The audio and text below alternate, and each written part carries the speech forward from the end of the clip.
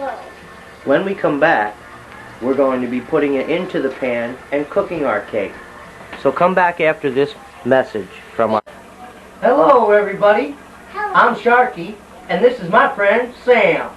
I have something important I'd like to talk to her about today. That's about not doing drugs. See, it's important that we don't do drugs. And people who ask you, Sam, to do drugs, they're not good people to hang around with. So, is there any other important things that you know about not doing drugs? Treat your friends carefully.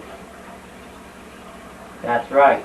It's very important because who we hang around with is important. We like to hang around people who don't do drugs. Right, Sam? Yep. Anything else you can think of? Yep. What's that? You should always let an adult know if someone asks you to do drugs. Yes, that's true too. If someone ever asked you to do drugs, you should run and tell right away. It's very Yep. important. Right, Sam? Yep. And respect yourself. That's right. Because, you know, when we respect ourselves, we don't have to listen to what other people say. Mm-hmm. I like me. And you know what else? What? I like you. This is Sharky and my friend Sam saying, don't do drugs.